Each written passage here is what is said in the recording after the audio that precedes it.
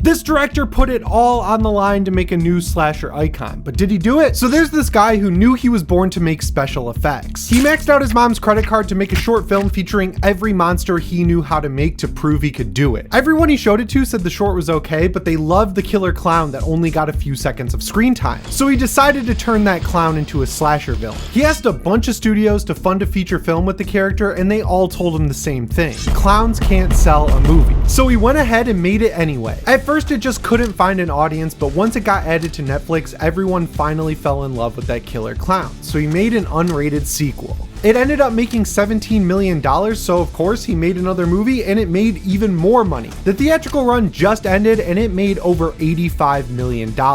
By all accounts, he made a new slasher icon, and now all those studios who told him clowns can't sell a movie are begging to work with him. And even though he said he wants to make a new Friday the 13th, he once again told them, no, I'm gonna make another unrated killer clown slasher movie. The guy I'm talking about is none other than Damien Leone. He created Art the Clown, and he is a real one. All right, I'm not gonna wear these glasses for the rest of the video.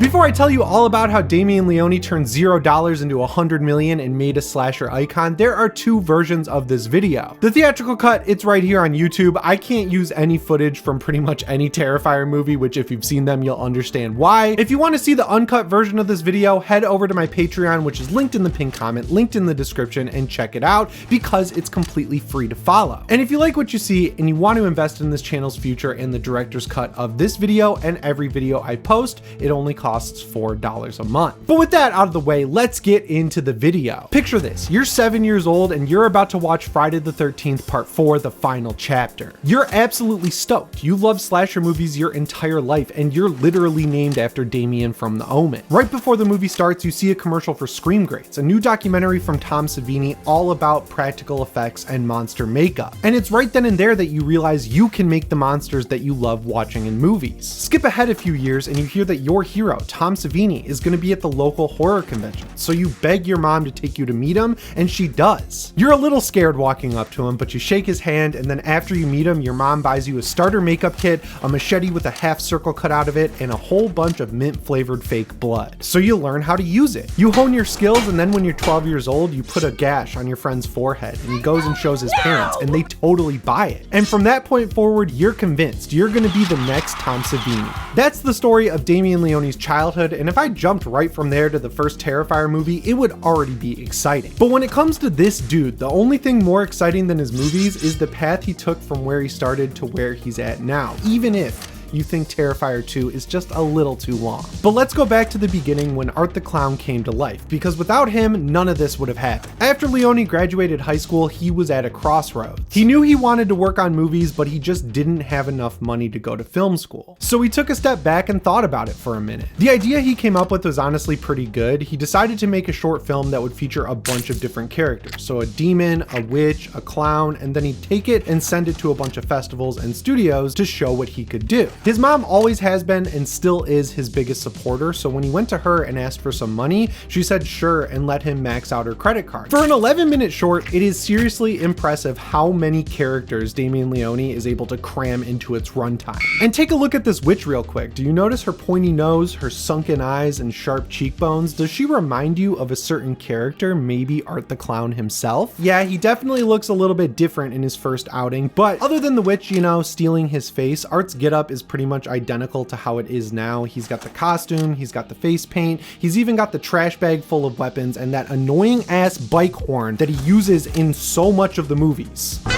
Once he got it all cut together, he sent it out to a few different festivals and he didn't hear back, so he just started showing it to people himself. After he screened it a few times, he noticed a trend where anyone who came up to him after would say, yeah, it was pretty solid, the witch was cool, the demon was cool, but that clown is scary. So he went back to the drawing board and he decided to take that clown and turn it into a slasher villain for his next short film, which is confusingly called Terrifier, and it came out in 2011. And once again, speaking of art, this is where his look really came into focus. He took his face back from the witch, he's got his trademark disgusting rotten teeth surrounded by the black face paint. This time around, he even does the killing, which is awesome. He's genuinely scary. Just like with the first short, he sent it around to a bunch of different festivals and he didn't really hear anything crazy back, so he said f it and uploaded them both to YouTube. And that ended up being a crucial moment in his career because a producer named Jesse Baggett saw them. He called up Leone and said, "Hey man, I'm working on an anthology movie right now. I'd love to feature these shorts." And Leone responded, "I'll do you one better. Just give me a little bit of cash and I can shoot a wraparound for it. You can include these shorts and I can direct the entire thing." Baggett loved the idea, so he offered Leone $15,000 and Leone immediately accepted under one condition. He would retain the rights to the character and the name Terrifier. Baggett didn't have any problem with that agreement, so he sent Leone the cash, and in 2013, we got to see All Hallows Eve. Look, I'm a terrible critic. I love movies too much. All I'm gonna say about All Hallows Eve is that it's really fucking cool. It's low budget, which I love. It's an anthology, which I love. It's set on Halloween night, which I love, and it uses the shorts effectively. I don't really know how much more you could ask for out of it. The Ninth Circle and Terrifier definitely did what they were supposed to do, but one of the perks that came along with All Hallows Eve is that Leone actually made a little bit of money off of it. And Leone was feeling good about a lot of stuff at this point, like his abilities as a filmmaker improving, also the ability that he had to whittle this character down into a true slasher villain, and most importantly,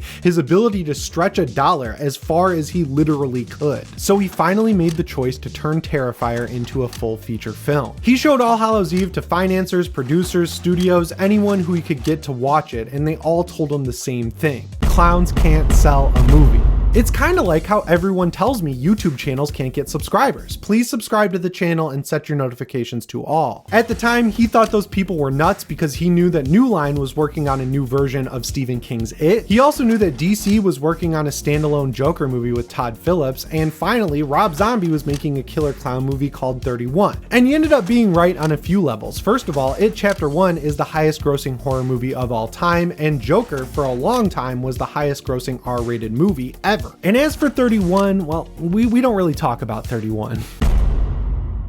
But back in 2013, no one would listen to Leone, so once again, he said, "Fuck it, I'll do it myself." He also noticed a lot of filmmakers at the time, including Rob Zombie, were using Kickstarter or Indiegogo to fund their projects, so he set up an Indiegogo page. And like 5 minutes after he set the page live, he got a call from the one producer he didn't think to ask for money, a guy named Phil Falcone. He came across the Indiegogo and he immediately called Leone and said, "Hey man, if all you need is $15,000, just take down the crowdfunding thing because I will give you the money tomorrow." But just like with All Hallows Eve, the money came with one condition. This time it was from Falcone. What he wanted to do was shadow Leone on set and learn how to make makeup effects. Leone was fine with that because at the very least he'd get some help setting things up on the movie, so they started working on Terrifier, the feature film, not the short. I've talked about some cheap movies on this channel, but I gotta point out real quick that $15,000 is f***ing cheap. Between shoots and long nights in Falcone's backyard building out all the props and costumes, Leone took a job delivering flowers just so he could make enough money to keep a roof over his head, keep the lights on, and keep his stomach full. He also put any extra money he had back into the movie, but even with their extreme cost cutting, they didn't have enough. But Falcone, he loved working with Leone so much that he said, "Look man, I'll just keep funding this thing out of pocket." And this isn't like an Evil Dead situation where the budget kept climbing up to like $375,000. They ended up spending around $50,000 on it, which still makes it one of the cheapest slasher movies ever made. It took 2 years to actually come out. Epic Pictures didn't really like it, so they threw it in a couple theaters over a weekend and then dumped it to home video. But when it released on Netflix a few months later, everything changed. Whoever chose the thumbnail for Terrifier on Netflix deserves the biggest raise in the world because it caused this movie to go absolutely viral. And when I say viral, I mean viral. It made its way out of horror circles. Everyone was talking about it back in 2018, and even though he probably didn't make much money on it, it gave Leone enough cachet to finally secure a budget. So you know, he immediately got to work on a sequel. By this point, you're probably picking up on the fact that Leone uses each project in his career to not only improve his skills, but try something new. So for Terrifier 2, he gave himself 2 goals. The first was to continue his mission to one-up the brutality in each subsequent Terrifier project. The second, however, was to introduce a supernatural good force to fight Art's supernatural evil. And that's how we got Sienna. Just like Art the Clown, Sienna was born from a character that was kicking around in the back of Leone's head for years. When he was a kid, him and his mom used to bond over watching sword and sorcery movies, so stuff like Red Sonja or Excalibur, so he wanted to make a movie featuring a Valkyrie character that was kind of like Red Sonja. Since Terrifier was taking up all of his time and launching his career, he decided to take this character out of her own movie and make her the final girl in Terrifier 2. That choice ended up being contentious for fans who fell in love with art and art only, but now that I've seen Terrifier 3, I think his choice was completely justified. He finished the script in 2019, but he quickly realized that even though he had a budget, there was one scene in particular that would require just a little bit more money. No, not that scene. Yeah, that one. So you're never gonna believe this, but he made another Indiegogo campaign. This time, he didn't get a call from a producer offering him all the money he needed, but since he had built up a rabid fan base through it exploding on Netflix, he blew past his $50,000 goal almost immediately and ended up pulling in around 250 grand. He was stoked, obviously, but he was also keenly aware that with this movie in particular, more than any other movie he had already made, he had to get it right. Because unlike the first movie, which was entirely funded by him and Falcone, this movie was being bankrolled by its biggest fans. They started shooting at the end of 2019, and once they got to the god-level bedroom scene, the whole world shut down, so they were forced to take a break. He saw the forced shutdown as an opportunity to rebuild one of the film's biggest and best scenes, because what they had shot already wasn't just not living up to his expectations, he didn't think it was living up to the fans' expectations either. So him and Falcone used their time off to build props, make more prosthetics, stockpile fake blood, so that when the movie was allowed to film again, they could reshoot that scene and make it as good as it could be. And you can be the judge on whether or not they nailed it, but that movie came out 2 years ago, and I see that scene in its entirety posted on X like once a week, and full mask off moment, I think they nailed it. It is so good. The 3-month shoot they initially planned for ended up taking 3 years, but they did finish the movie and they got all the Indiegogo rewards sent out. So Leone sent it out to a few festivals. Nope. That is not what happened this time. That is not what happened with Terrifier 2. He broke the mold. This time, he partnered up with Cineverse and Bloody Disgusting, and they were able to get it in around 900 theaters for one weekend, completely unrated, but it made $825,000. The marketing team scrambled, and they were able to get it back in theaters for one more weekend the week after Halloween, and it ended up making even more money. So they did their best to keep it in theaters as long as possible, still completely uncut, and it ended up pulling in around $17 million. And after that, everything changed. Leone had an official rep, and he had studios like Sam Raimi's Ghost House Pictures calling him up to try and set up meetings with him. And the same studios who were telling him clowns can't sell a movie just a few years earlier were now begging him to let them give him millions of dollars to remake Terrifier and give it a true theatrical run. Leone had done it. He'd made art into a true slasher icon. But just like when he graduated high school, he was once again at a crossroads. After spending literal decades being underestimated by everyone he talked to and begging his friends and family for any money they could spare to fund his projects and then stretching that money as far as he possibly could, he was finally being taken seriously by the people who ran the industry that he wanted to work in ever since he was 7 years old. But walking through the doors to Hollywood just didn't sit right with him. For one thing, if he took the studio's money, he'd have to reboot the franchise and start all over. And for another, they would have made him submit the movie to the MPAA for an R rating, and he rightly felt that that would remove a lot of Art the Clown's soul, and this character had been with him through his entire career. So he thought about it. He thought about it some more, and when he was done thinking, he looked those studios in the eye and said, "Kick rocks," and started writing Terrifier 3. Art the Clown's reign of terror would remain unrated, independent, and even more sadistic than what we saw in Terrifier 2. Even though he decided to stay indie, he did get a lot more perks for Terrifier 3. First up, he got a $2 million budget up front. No more windfall producers, no more Indiegogo pages, just a real ass budget. Second, he got a full crew to work with, so he could spend time directing the movie instead of putting out fires or sending the crew home so him and Falcone could build props in Falcone's backyard. Third, he got to work with better equipment, so this movie would look like a big budget horror movie even if it wasn't really one. And the cherry on top was that he got to work in a cameo from Tom Savini, his hero from when he was a kid, the guy who got him into the whole idea of making Art the Clown in the first place. But this time, he had a deadline. 3 months could not extend into 3 years. Cineverse told him, you can take as long as you want, as long as this movie is out on October 11th, 2024. So Leone hit the ground running. Writing the movie didn't take him very long because he already had an idea of what he wanted to do. He actually thought about it when they were shooting Terrifier 2, because when they were driving home from set one night, Falcone looked at him and said, you should really put Art in a Santa costume and have him terrorize people on Christmas. He also knew he had to put Sienna on the back step after her triumphant victory in Terrifier 2. And finally, he knew that he had to top the bedroom scene from Terrifier 2, and he knew exactly how he was going to do it. He was going to have Art.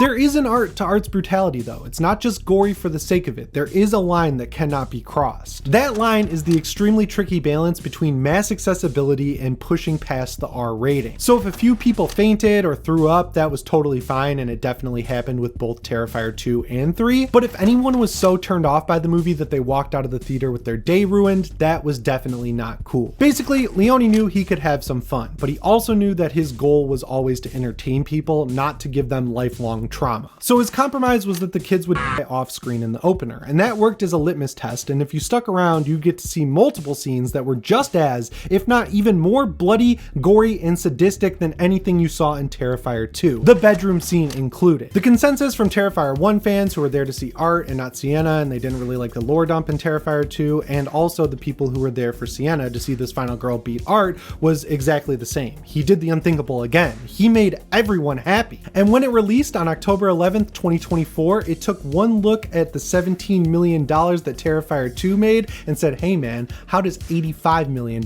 sound? So of course, Terrifier 4 was immediately greenlit, and if Leone is to be believed, it'll finally wrap up the saga of Art the Clown that started way back with the Ninth Circle in 2009. And those studios he told to kick rocks back when Terrifier 2 came out, well, they told him that they're happy to wait for him to finish up his Art the Clown saga, and that they'll be ready to give him a bunch of money to make whatever he wants when he finally lets Art rest. I've watched so many interviews with Damien Leone for this video, and the one thing that consistently stuck out every time to me is that this dude is endlessly humble. No matter what questions are being thrown at him, the one thing he always makes clear is that all he wants to do is make horror movies. He's happy to do it for 10 bucks or 10 million. As long as he can pay his bills and continue to do what he was born to do, he is happy. So when I read an article that said he wants to direct a new Friday the 13th movie, I literally said yes out loud in the coffee shop I write these videos at. I think he's the perfect choice to take on Friday the 13th because while that's a franchise that initially started with the sole intention of riding Halloween's coattails, it could really use a big injection of soul into it, and there's no one working today that's more perfect to do it than Damien Leone. It almost feels like whether he knew it or not, he's been setting himself up to do it for pretty much his entire career. Whether he brings back Jason or not, Damien Leone changed history twice with the Terrifier franchise. His career plays out like a Resident Evil game, man. Like, he started out with nothing and no connections, and with every project he made, he upgraded himself and his abilities. He maxed out his mom's credit card for the Ninth Circle, applied his upgraded makeup skills to his first on-screen fill-in, and made him into a slasher icon that gave kids today their very own Michael Myers, Jason Voorhees, or Freddy Krueger. And he did it all for less money than it took to make the entire movie of Halloween 2018. And now he's got a $100 million franchise to prove everyone wrong that ever said clowns can't sell a movie. What makes his story the best is the fact that he's not in it for the money or the accolades. He's in it because he loves making movies. Bloody, sadistic,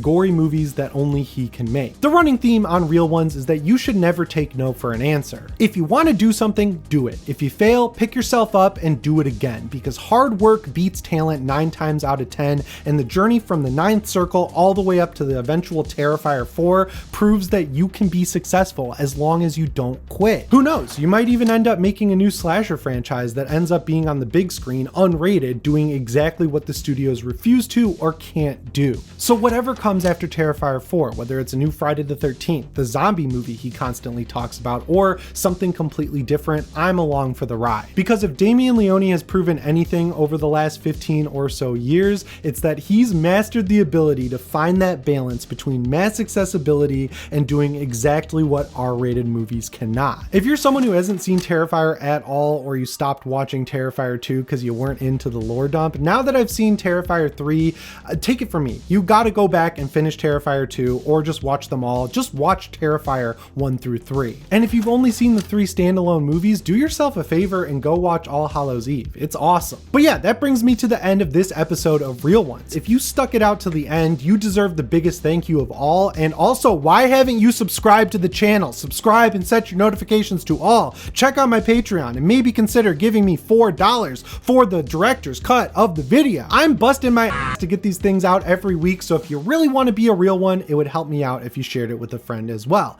Anyway guys, that's all I've got for you today. As always, my name is Jimmy Champagne. I'll see you in the next one. Thanks for watching and shape on.